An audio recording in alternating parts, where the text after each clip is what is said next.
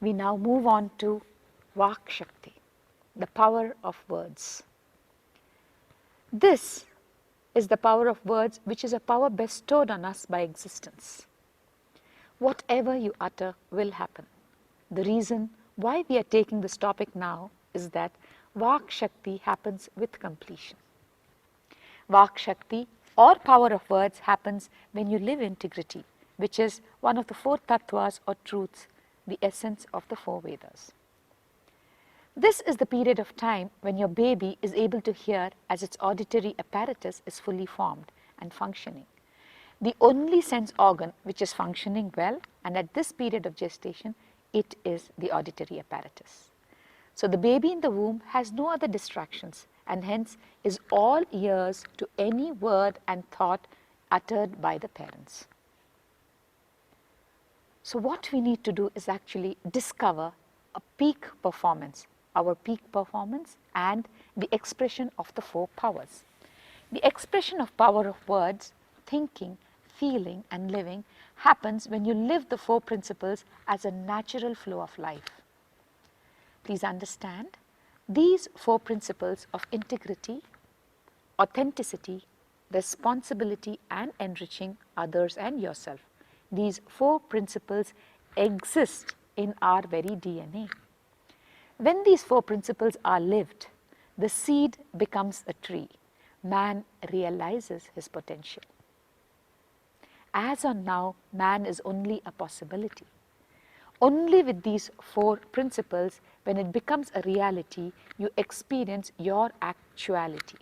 The seed is inbuilt as everything needed for it to become reality. Human being has everything needed in him to become the ultimate reality, the divine reality.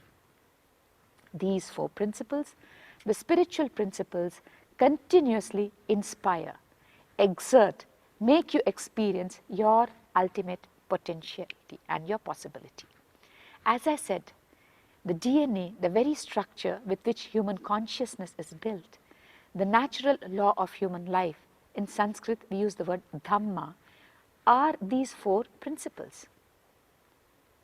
So, what is integrity? We had touched upon this last session. Fulfilling the thoughts or words you utter to yourself and others and experiencing a state of purnatva with yourself and life. When you bring integrity in your thinking, complete integrity, the words you utter to you and to others has to be experienced as your very life. The word which comes out of your life source does not get disconnected from your life source. So what happens to that word affects the source of your life. Please understand, it is not like you gave a word, then you and the word get disconnected. No, whether the word is fulfilled or unfulfilled, it is no way related to your life source. No, that's not the truth. The word continues to be connected with you because it has been delivered by you. With word, any word you utter, the relationship continues to exist. Understanding the word you utter continues to have power over you even after years of its utterance. Makes you utter the words with responsibility. This is a very important understanding. That is when we understand that we have to be responsible for the words we utter. The words you utter to you and to others, when you experience them as an extension of your life, they do directly affect you. When the words uttered by you were never listened, please understand, your integrity, the completion is disturbed. When the words uttered by you were never listened, please understand, your integrity, the completion is disturbed. When you start living integrity, the amazing powers express through you. Then you will realize integrity is not your responsibility, it is your right. It is simply your birthright. The words you utter to you and to others continue to influence your perception. The space of perception where you perceive things can be purified into the space of possibility, the ultimate positivity by integrity. When you live integrity continuously, you become aware of the thoughts and processes happening in the inner space. So with this one concept, integrity purifies your perception and creates a tremendous positivity.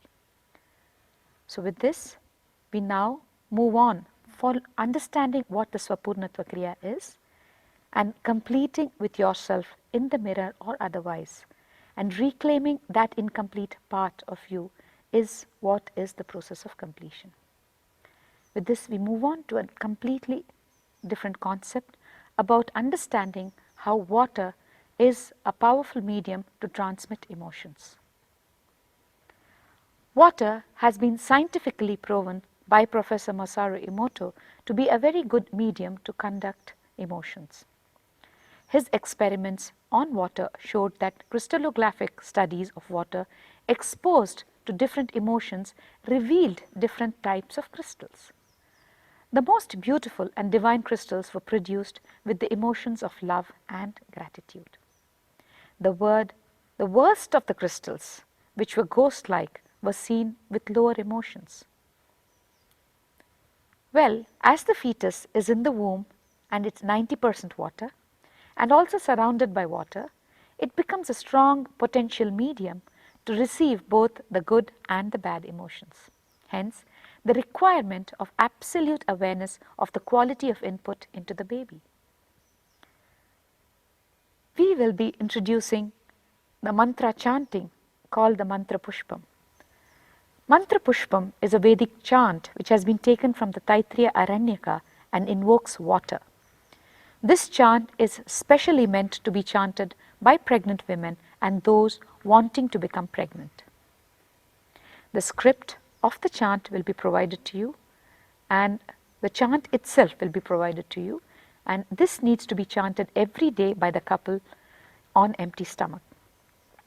It invokes the water and understands water to be the source of creation, invoking the water in gratitude.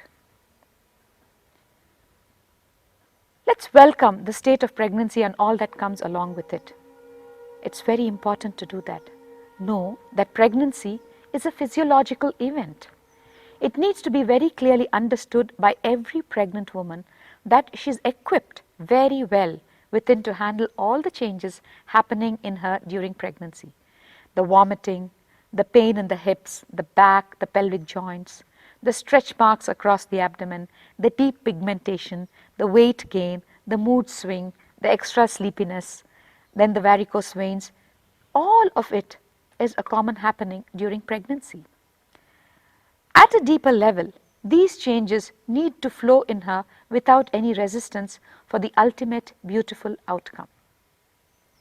Not offering any resistance is a beautiful meditative energy which liberates the mind.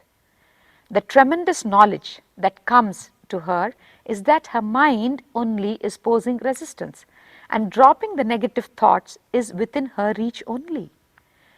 This click creates a deep relaxation and restfulness within her. It is a flow of awareness. The opposing mind is that which acts from a rigid framework of thinking, referring unfortunately only to the stored or accumulated biomemories for decision making.